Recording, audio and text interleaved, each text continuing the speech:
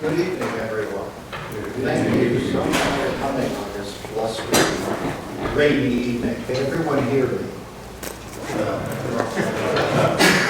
I'm Father Robert Kepler, for those who don't know. I'm on here for St. Vincent's, and I'm a big Salvador Dali fan, and I'm an artist, and he has influenced me since I've been about 6 years old.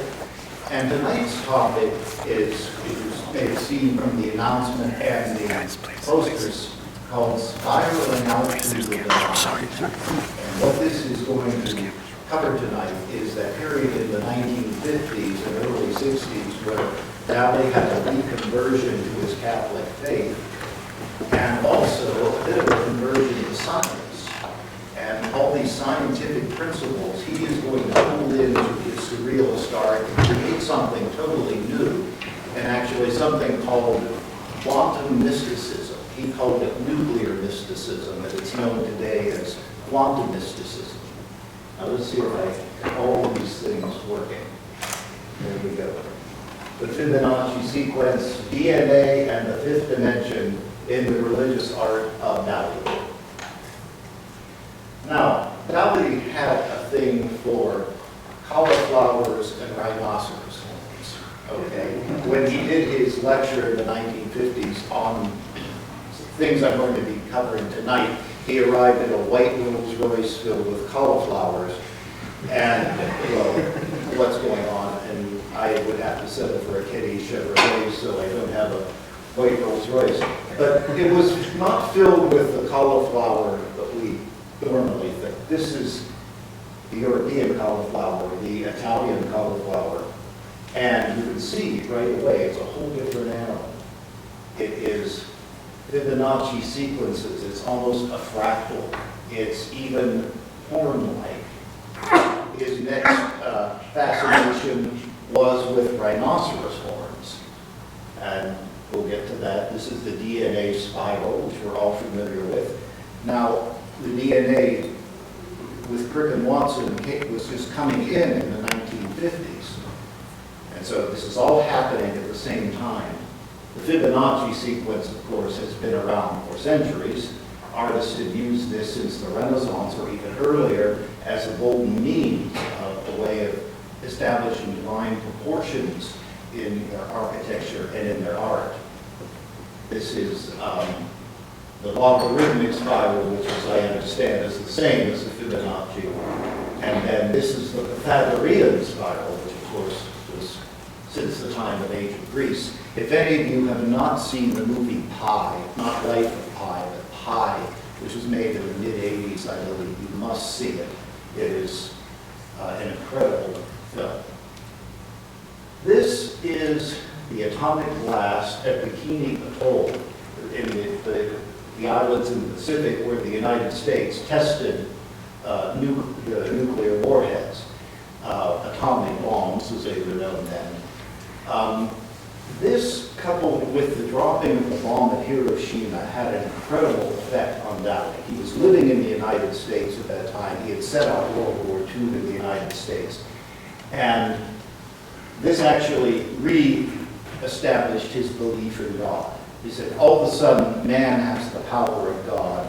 Therefore, God must exist. We can blow each other to bits. So there has to be a God. A little bit of circular logic, but we can go with it. Dali was also fascinated with things in multi-dimensions. Quantum theory, quantum physics was coming into its own in the 1950s. And the idea that a square in different dimensions and to different sides, I believe that's called a tesseract in the fourth, and it keeps going. You could go to 30 different dimensions. I am no scientist, I am no mathematician, so I bow with bended knees to those people that are. More an artist, more interested in literature, that, you know, when someone like me can see these things that an artist is doing, what does that do but bring you towards that other discipline? And so tonight, if nothing else, it would be great if we could all see that religion, spirituality, science, visual arts, they're not separate entities that don't interact. They all interact, and that is how it should be, really. This is an illustration of spin theory, and I don't even begin to understand what spin theory is. But spin theory was kind of in the works at that time, and Dali used it. Now, here we are with the rhinoceros horns. He loved rhinoceri. The reason is that the horn, if it continues out, will form that Fibonacci sequence. And he saw in that an incredible divine proportion. Also, the rhinoceros horn, as we know, is used as an aphrodisiac, the powdered rhinoceros horn.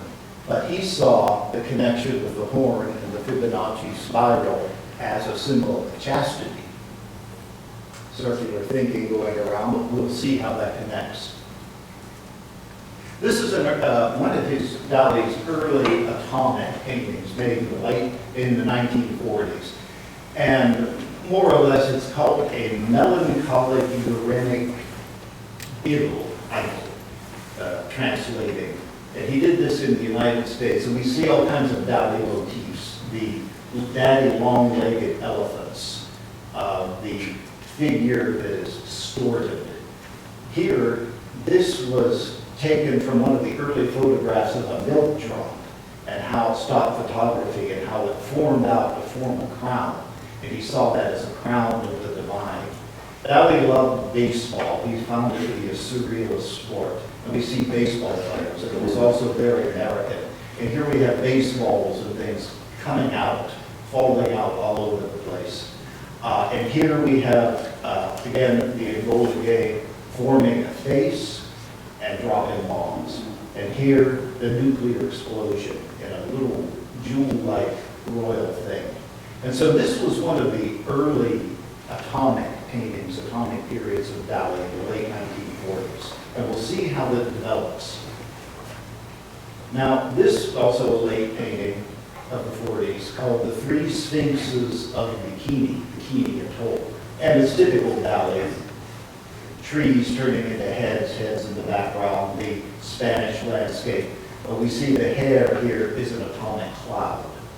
So all of this is brewing in his mind, and it's going to lead him from being a surrealist artist to a, what would you even call it, a neoclassical religious nuclear artist. This is a very important painting that bridges the gap. This is done of his wife, Gala, modeling. And it is of the myth Leda and the Swan. And it's called Leda Atomica. Now we know from our study of the ancient myths that Leda was seduced by Zeus in the form of a swan, and then she gave birth to Castor and Pollux. Here we have an atomic Leda. This is the bay, Port Yagat, where his home was in Spain, the rocks of Port Yagat, and a rather chaste painting on the nude for a very sensual subject. There are all kinds of things involving proportion, the aid of eternal life, the Dalinian shadows. All of these objects now are floating. Nothing is touching. And this had to do with really his discovery that scientists had known that there is more negative space in matter than there is solid. That's an amazing thing, you know, for someone like me to get their minds wrapped around that. You knock on a table and there's more negative space in between all of those molecules holding it together, making it matter. And so this is what it represents. And even water is like a lip. It's not a sea, but a lip of water. Now, what is interesting about this painting is that it is of a classical myth, a pagan myth, that in many ways it is an annunciation. And if we can remember the Renaissance and late Gothic paintings of the angel coming to the Virgin Mary, and sometimes the words were written right out here, Ave Maria, gratia plena, Dominus tecum. Hail, holy, holy, favored one, the Lord be with you. And the angel was whispering into the Virgin's ear. And some theologians had speculated this is actually how the divine birth came about, through the word, the angel delivering the word. And so we will see that Gala goes from being a pagan goddess to the Blessed Virgin. This is a little bit of how the work that went into this painting. We see this pentagon shape and how he used the classical forms of points and golden means, golden sections, and you could even do the Fibonacci sequence inside of this. So Leonardo da Vinci did this, all the Renaissance masters did this kind of composition. It was lost during the modern art because everything went cubist, went abstract, and these things are kind of thrown to the wayside. But Dali is reviving it. This painting, one of my favorites, is the second version of the Madonna of Borgigat. And Borgigat was where Dali has his home, and now had his home, and now is a Dali museum. And again, we see the bay, the rocks, the famous rocks are now floating, ruined arches from the old town, the scallop shell and the A taken from the Renaissance painting, the draperies taken from the Sistine Madonna, the divine rhinoceros, representing infinity and unity, various other symbols that I really, don't know what they mean. This is an exploding classical bust. And he was moved by everyday objects. This is a cuttlefish shell that you could find along the beach, and sometimes they hang them in parakeet cages still for parakeets to get the salt and calcium from. The cuttlefish shell turns into Gala as an angel. And here she is as the Madonna, the Eucharistic symbol of the wheat, the Christ child in her cut-out womb, and inside Christ is the Eucharistic bread. It is a tour de force of the painting. In its colors, in its composition. Again, everything is floating. Everything is now molecularly, magically held together. This is Dali working in his studio on the painting. You see how large it is. And what he had, you really can't see it from here, is a slit in the floor, and he had paintings this size on pulleys, and he would work on sections, and it would go down into the floor, and then it would come back up. So he never really saw the painting complete when he was working on it, but somehow he knew what to do. And I've seen these large paintings of Dali, and they are unbelievable as far as painting techniques. They have the finish and the detail of a miniature. So, when you look at a small painting like that, you would expect detail and finesse of brushstrokes. These mural-sized paintings have the same quality. You could zoom in on sections of them that big and find whole different worlds. This is his Madonna of the Spheres. And again, he called it corpuscular, and I assume coming from corpuscle, that he was using it in the atomic sense, that everything is made up of molecules in constant motion. And here is an image of the Virgin made up of molecules and the face of Gala. I think it's important for younger people to remember this is long before computer graphics, long before modern forms of enhancing photography. The best you had was a mimeograph machine that you cranked. So all of this had to be drawn. All of this had to come out of his mind and be put into place. And he did it with an incredible exactitude.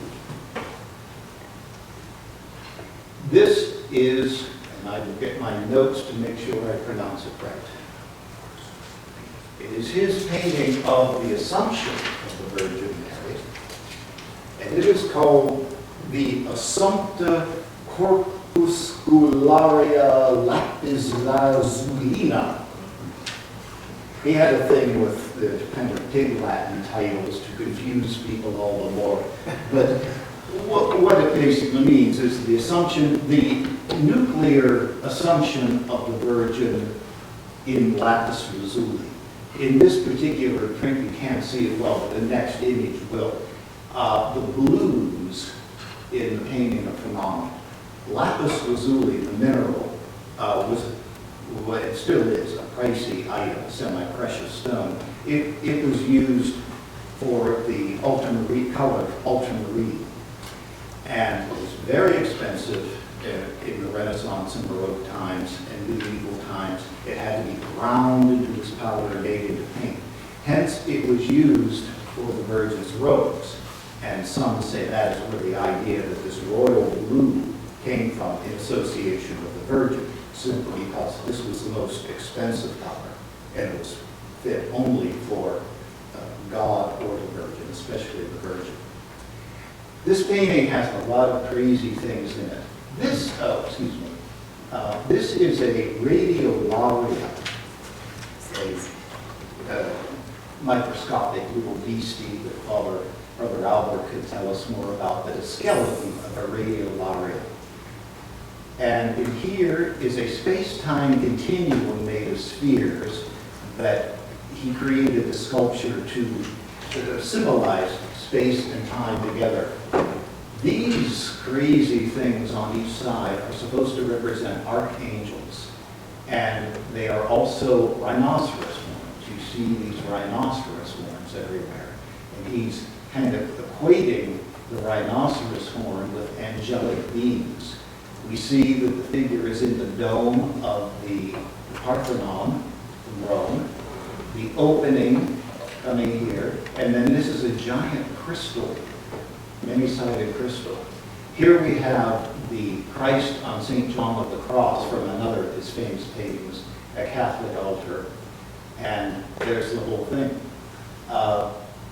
A very atomic version of a traditional Catholic subject. And here in this print you can see the blues, how incredible they are, how vibrant, and in a very photorealist version of his wife, Gala, posing as the Virgin Mary. And all through here, all these little subatomic particles are rhinoceros horns spinning at whatever speed going on, creating this whole thing. He sent a letter to Pius XII asking, now with the discoveries of the splitting of the atom and atomic power and everything, we're on the verge of knowing everything about the universe back in the early 50s. Is it not possible now that with science we can understand how the Virgin was assumed into heaven? Obviously by her own protons and neutrons. He never got an answer from that letter. But if you think about it, how much science has changed and how we think we have it all figured out. And now we're realizing in this quantum physics world that we don't even understand the beginning of how the universe works and how it all works. But why not? Who's to say? And we can't prove an article of faith by a scientific experiment. We may never know these mysteries of the resurrected Christ or the Virgin assumed into heaven. But we don't know that much about the universe yet, do we? Okay, I keep going. Radiolari, microscopic image, and how beautiful and how mystical that is. That's something that it's hard for me as a non-scientist to wrap my mind around, that there's not only the visual world we see, but then my numerous midnight talks with Brother Lawrence that we only see that little piece of pie of the universe that's that big, and the universe is the size of this room. And then let alone we go to the microscopic world and we see things of unparalleled beauty, unparalleled beauty. A quick image of that famous painting of St. John of the Cross. This is a very odd painting called Goddess Resting on Her Elbow. And what he's bringing is the rhinoceros shapes together to form this space-time continuum. At that period of time, he was using nails in many of his paintings, the nails of the crucifixion. And the idea is that nails somehow pierce through to the next reality. You can't see it too well here, but he would do three-dimensional things and do a trompe-l'oeil effect of tears in the canvas where the nails have punctured. Rhinoceros horns from an illegal catch in Africa, and it's tragic. At his time, the rhinoceros wasn't in danger of extinction, and so the trade went on. He had actually several rhinoceros horns of his own. But put them all together, and you can get the idea of what he's talking about. And all of them, Fibonacci spirals, if they were in fact complete.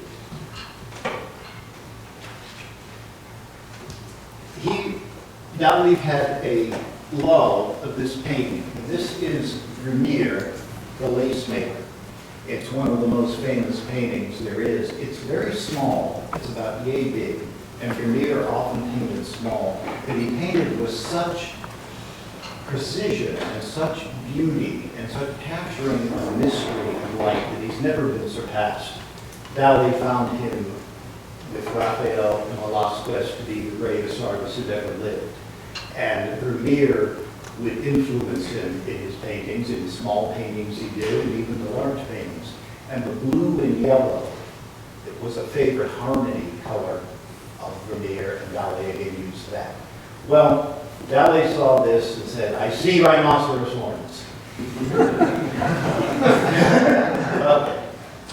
Why not? I could see it from this very strange heritage of this being a horn. And even we had our little DNA spiral going on there and all kinds of things. Well, this is in the Louvre. And so he petitioned the people of the Louvre, I want to do a private copy of this painting. And that's a pretty big deal. This is a priceless masterpiece, so there was all kinds of security and guards and everything. He went in and he did a few big rhinoceros horns. He goes, I'm finished, I have it. So that was great for PR, you know. So we got people thinking, what did he do? So here we are at the Paris Zoo, and he is now working on rhinoceros horns, and we have a big copy of Vermeer's lace maker in the background, and a perturbed rhino photographer. Now, you know, there's just these rocks separating it, so he was rather daring, I would say, or they had drugged the rhino, I don't know. But anyway, there it is. And what did this end up being? Voila. This is Dali's tiny version of the lace maker with rhinocerontic symptoms. And it's a beautiful painting because he used the same rough canvas that Vermeer would have used. The brush strokes, although precise, are free. And all of the elements of that Vermeer, the thread, the bobbins, the finial, the blues, the grays, the woman's face, all now in a nuclear rhino world. I like that, it's a nuclear rhino world. And it's an incredible painting. It's beautiful. Again, this was, I think, presented at the Sorbonne, and the audience yelled out, better than the originals. So. This is favorite paintings and one I've got to see in person many times. It is a large painting. It is so beautifully done, it just makes me want to never pick up a brush again. At the times I've stood before this, and I said, just forget it. You know, take a model railroading. This is called fast-moving still life. And we have a French expert here. In a still life is just that. It's a painting of fruit, of objects. It can be in some of the great Baroque paintings. You have a dead rat, a dead pheasant. It's all about abundance and eating, but it's nature that no longer lives. Nature is still. In French, it's called nature morte, dead nature. Okay. And so in still life in France is a nature morte. This is a still life that is certainly moving.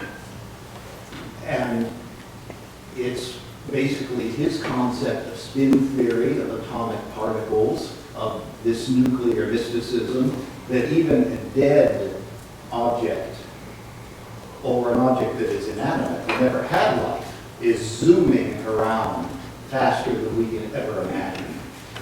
So what do we have? We have the bowls of fruit in different dimensions going, apples and cherries speeding through space.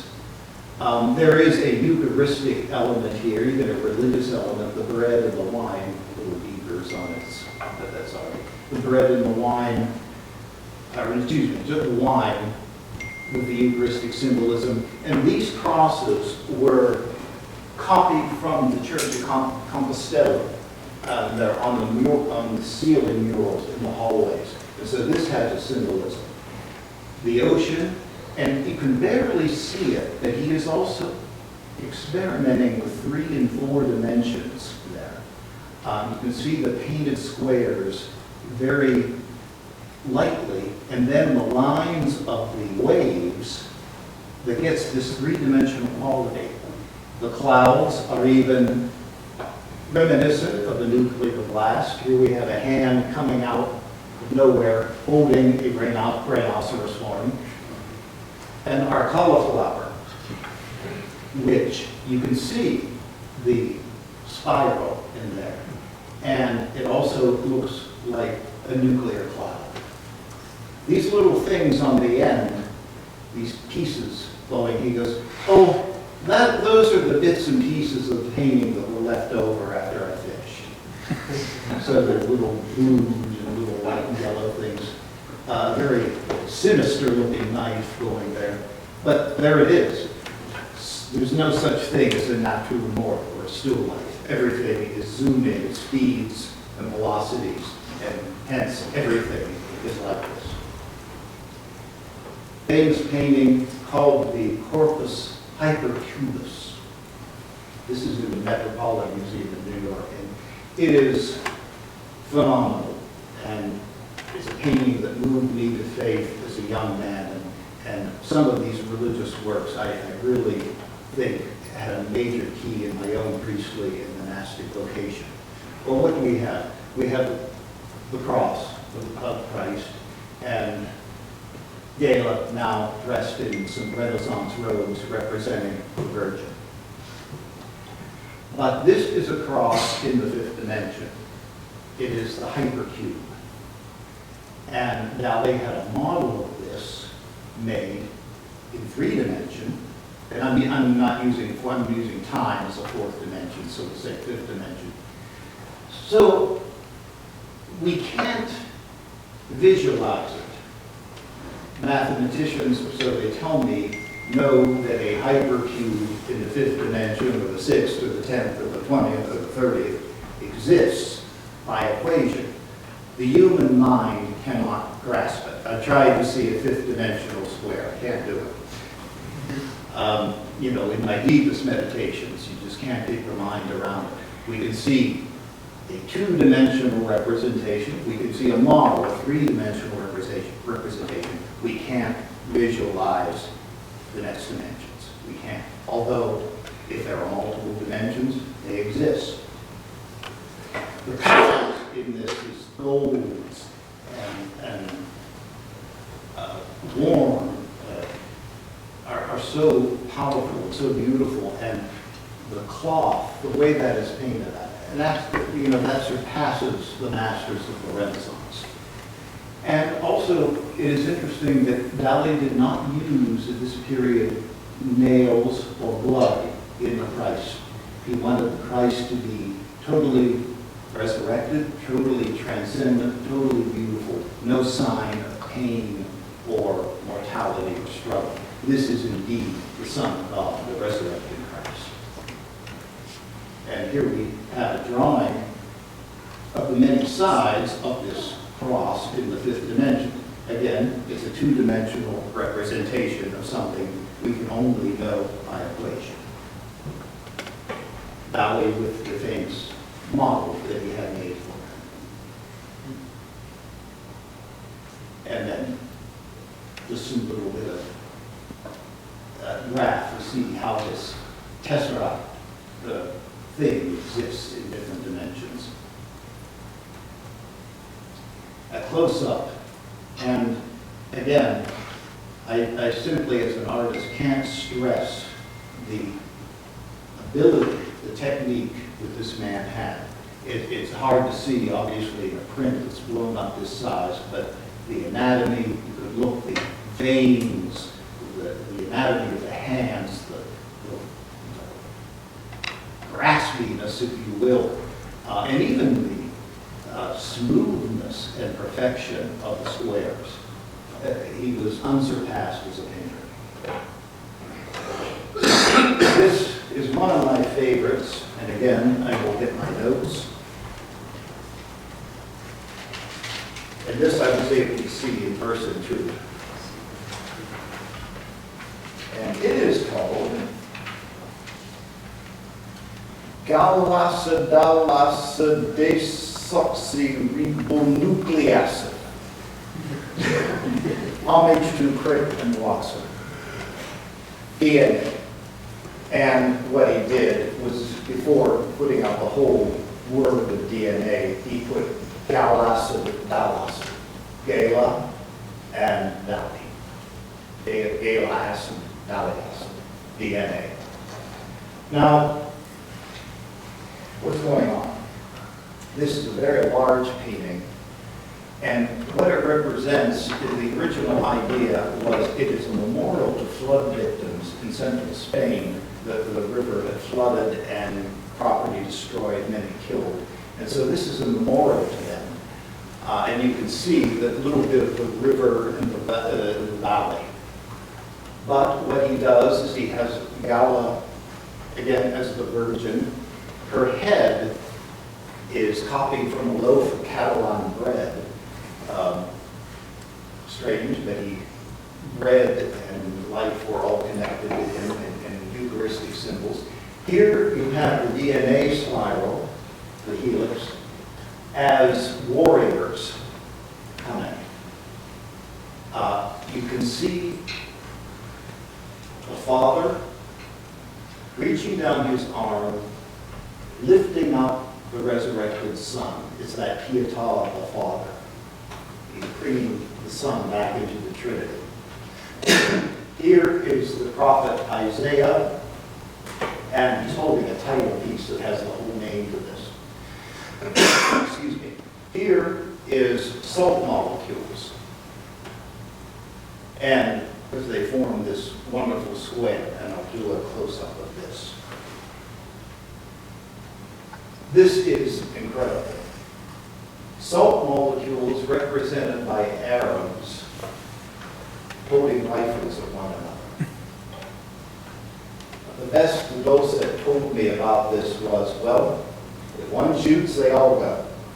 So the idea that a molecular structure is held together, if one thing falls, it doesn't exist. He used the salt molecule, I think, for the square shape, and was probably looking at a photo of the salt molecule, this perfect square, and saw Arabs shooting one another. Now, it has where's the connection? He was very aware of the Islamic history of Spain, and had a great respect for it.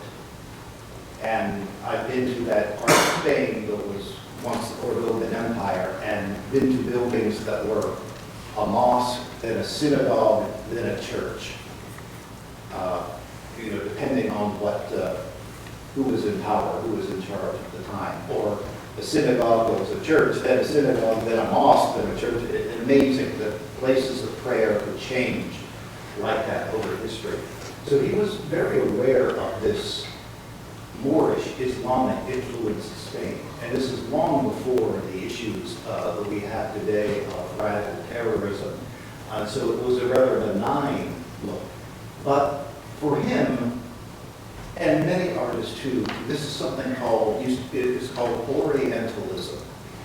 And artists would depict the Middle East in very romantic, very storybook ways. So Arabs are dashing, barbaric people on great horses with swords, and it all had a very Arabian Nights kind of mystique to Europeans. And so that's kind of what's coming in.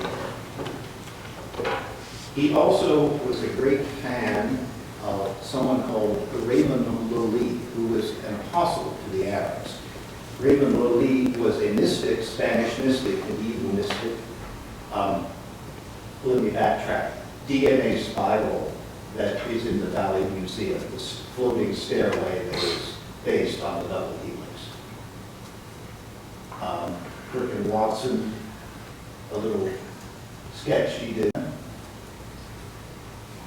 Now I'll tie this together. Raymond Dali, Blessed Raymond, was one of those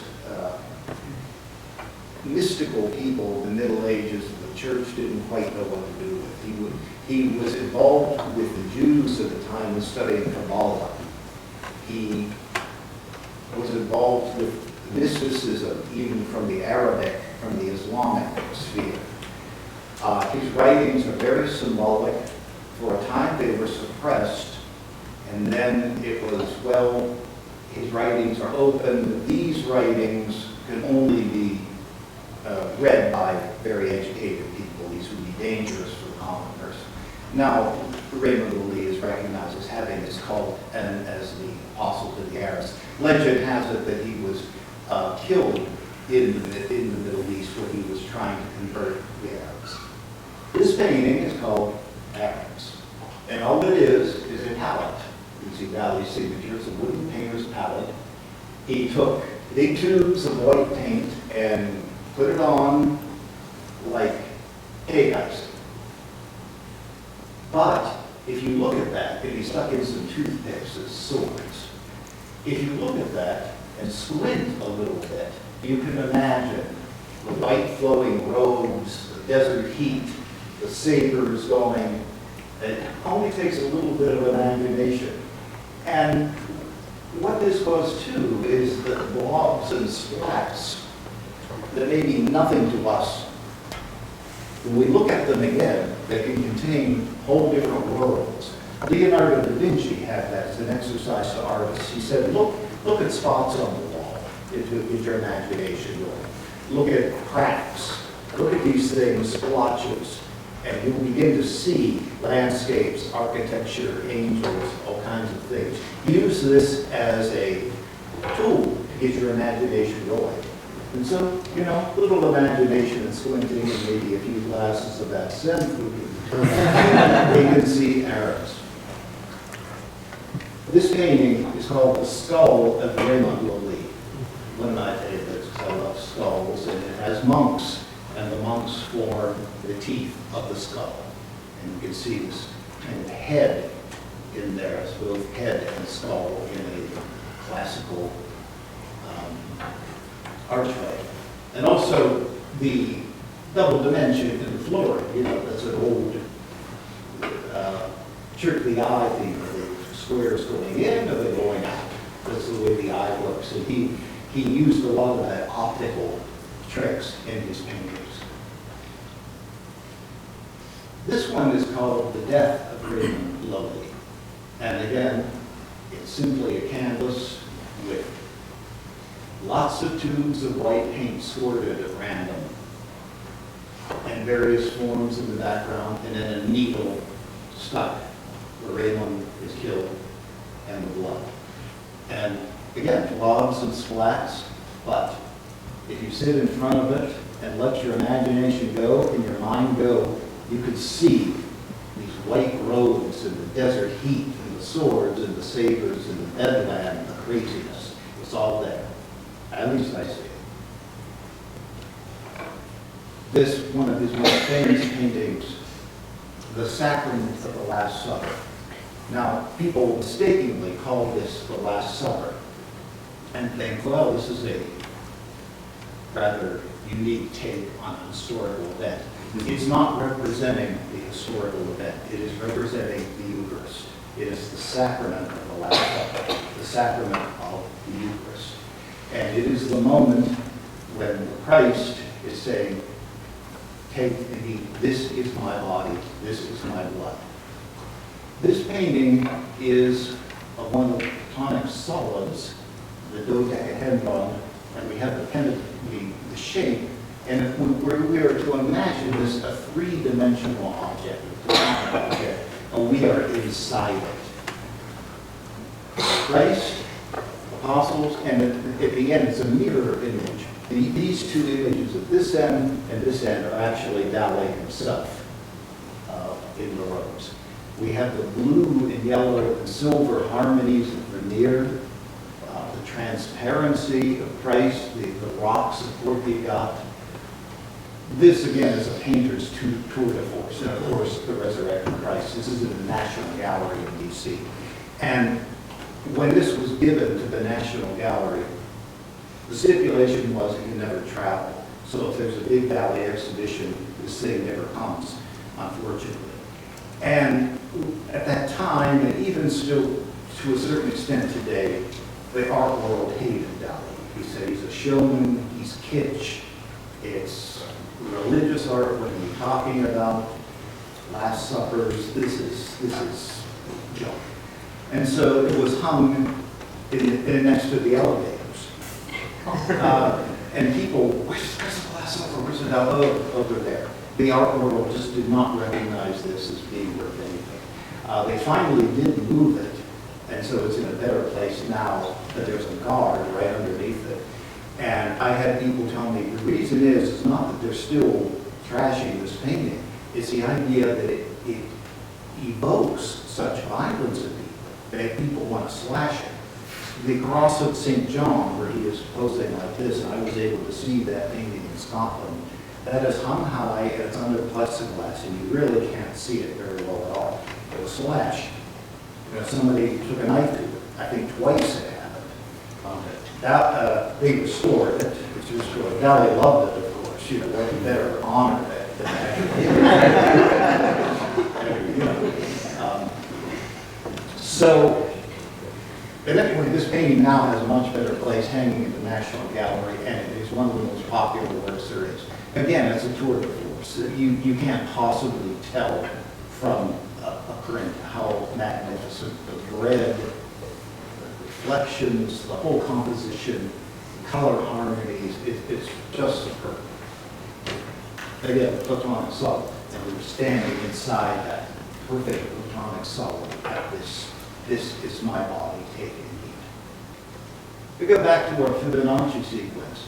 Now this was a method used in the Renaissance, using the golden means and golden sections for using the sequence to divide to ever smaller squares, and you basically chose focal points. And so where your eye is going to go. And it's pretty simple. Sense central is Christ, and the bread and the wine.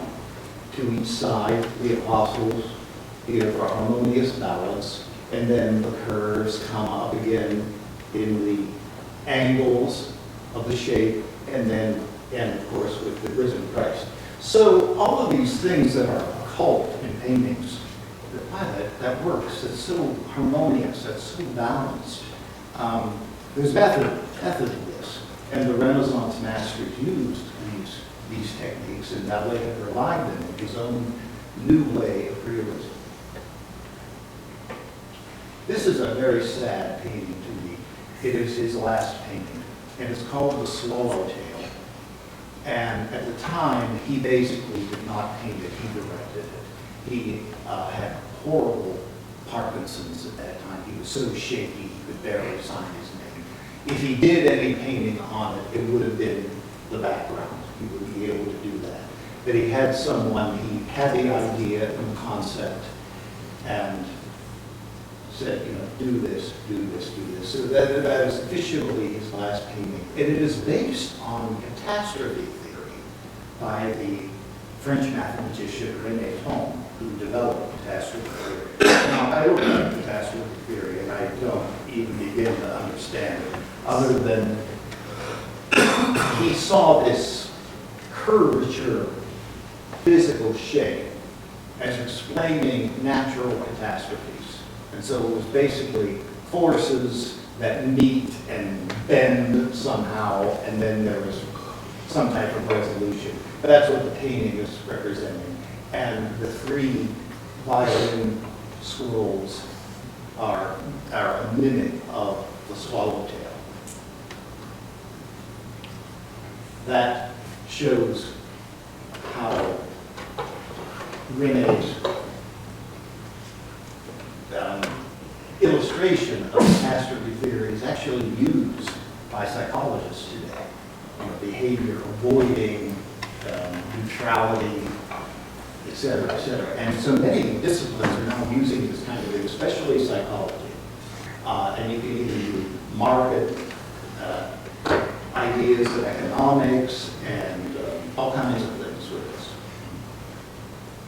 And we come to near the end, and this is a little known painting of Dali that is perfect to end tonight because it represents the Ascension. And he had, at Gala's castle, they were living apart at the time, a big glass coffee table with a hole in the floor so that you could see down beneath. And so that you were there on this coffee table, and you just look down to whatever was beneath you on the next level. But it was also very good for models because to get this kind of perspective, how are you going to get it? Stand on a glass coffee table, get down, take the photo from there. Art for the Renaissance artists, because they had to rely, they didn't have photography, they had to rely on an elaborate system of grids and charts to get what artists call foreshortening. But here it is, the resurrected Christ. We have, I don't know, Gala at the top, but that's representing Mary Magdalene, or the Virgin. She is crying because the Son is leaving and going to heaven, and then all the cataclysmic elements around it, and the Trinity opening up with the Holy Spirit. And the sunflower, symbol of new life and resurrection. And to close, what do we have in the sunflower? Voila, the way the seeds work. This incredible fingerprint of God that is in all things. We just have to look for it. And there it is. And I'll close with a wonderful quote of the man. There he is with a big dandelion and a host of other things. The dandelion seeds representing the perfect sphere, ideal, divine, and the end.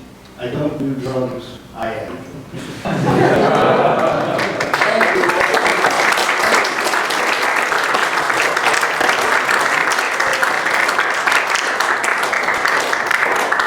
And I would, for a few, maybe we could take a couple questions if anyone has any. If not, we have some, oh, yes, sir. On that five-dimensional Christ, there were the woodkeeper, looked like working out in the board square. Quickly. I know what you're talking about, and I really don't have an answer for that, other than the decorative element of it.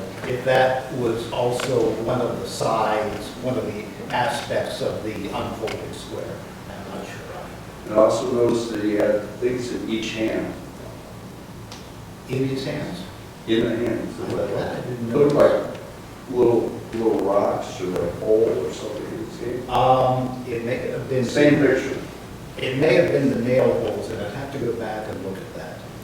That I'm not sure of. I know that for his St. John, where the price is like this, there are no nails or holes. He's kind of hovering, and he's held to that cross by the molecular power. Yes, sir. On the last painting, the catastrophe painting, it appeared that, at least to me, that some of the lines formed a chalice in the middle with a triangular base and a chalice. I never noticed that comparison, but I'm sure that's legitimate. He did copy that graph right from Rene Tom's design, but why not? You know, why not? Would it be easy just to scroll back a Yeah, little we bit? can do that. It's one of the more recent slides. I'm still getting used to all this. I asked for a pointer, and they gave me this thing. I said, no, a pointer with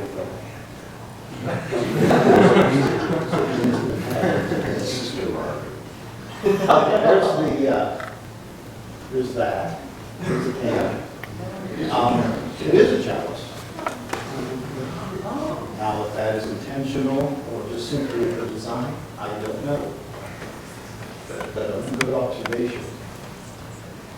One of the things he does, and I'm actually doing a painting right now where I'm copying this, is the idea that it's inspired, not copied, the idea of a painting within a painting, that this image is tacked on with painted nails. Any other questions? Yes, sir. So he's intensely trying to communicate a mystical understanding. Did he have any communal aspect at all, or was he a complete loner? He didn't have a group. I mean, he didn't have a... Well, that's he was rather tortured, actually. He had his public persona, which was outrageous, which was outlandish, which was PR, which was always before the photographers, always doing the next crazy thing.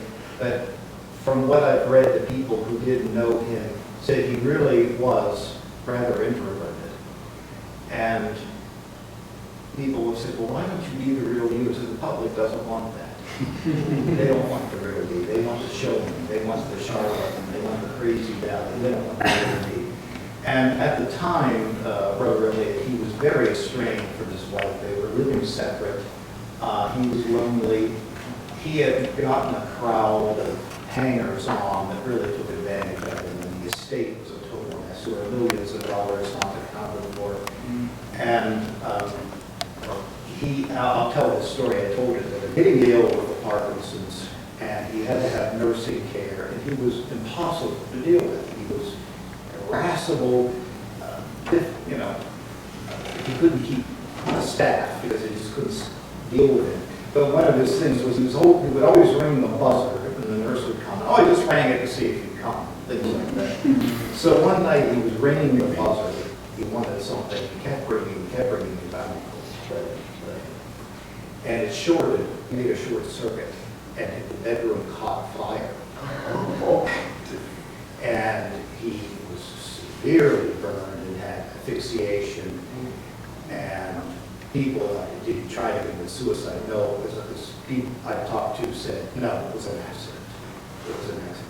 But when he came out, he hadn't been eating. This was after the death of Gala, and he fell apart. He was on starvation. He was starving himself to death. He wouldn't eat. He wouldn't talk to anybody. The only people come in was the nurse.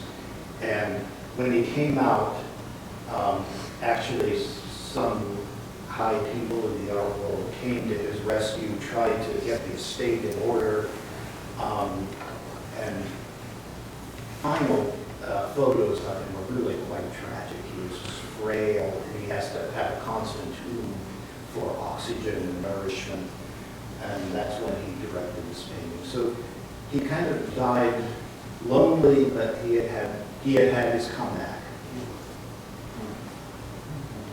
Did he have any children? No, he never had children. And maybe that accounts for, he was always looking for programs or young people to carry on the.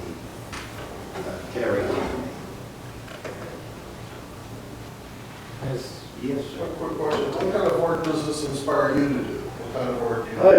Well, I'm working on a surrealist painting now, and And that's what he was, surrealism? Yes. Oh, thank you very much.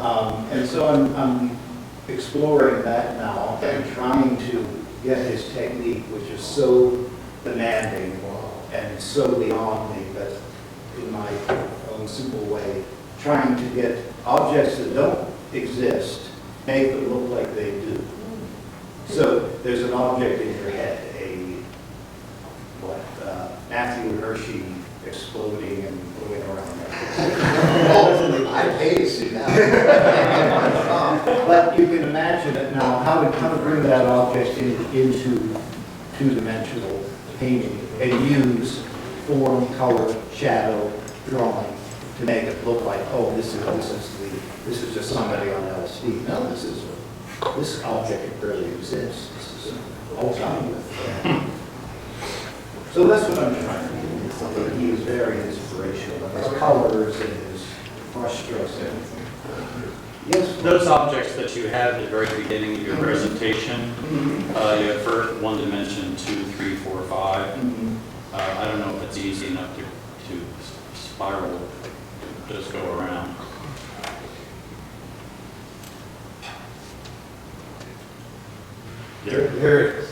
Is it, and here I'm asking you or the audience, is there a name for the 4D or 5D? Hypercube. I've heard 4D called a tesseract. 5D is called a tesseract. Tesseract, yeah. And as it goes on in dimensions, that I don't know. Yeah. I'm thinking of a word, Pope Francis uses it, polyhedron? Well, that's and that's actually a three-dimensional, many-sided form. This is pushing it, but the Pope, when talking, I think, to the Biblical Commission, said that the image for doing hermeneutics today for Scripture and for spirituality and theology is either that 4th or 5th dimension object. I've not heard That that. it's not a sphere, but rather, Well, a many-sided, yeah. yeah, which is one of the Platonic solids. And I don't have the illustration here tonight, but Francis has mentioned a lot of interesting characters, and be interesting to see if you can have remote say if connection with you, Dali. if you have a sphere, okay, a ball, but you can also have an object that is so many faceted sides, it's almost a sphere. It just keeps going until it's perfect round. So that type of object can exist in 3 dimensions. So I've not heard that about what the Pope said, but I'll look that up. Why not take it to the next dimension? That's where the resurrection and faith is. One of those who say, has this been incorporated into faith? Like the idea that, heaven or these dimensions can be visualized in mystical experiences or in the beatific vision. So, is it possible to have some of these mystics see these dimensions? I would say, how do you describe a mystical experience? It's different for different minds, for different people, but it's what has been experienced that can't be explained or even put into words. It is just known, or it is felt somehow. So I imagine a mathematician or a scientist who is so attuned to these things would have the different experience than, say, someone who's more of a poet or a visual artist. the mystics of the Middle Ages, Hildegard of Bingen, for instance. Her beautiful illustrations would be an example of trying to explain a mystical reality that goes beyond human ability to explain it.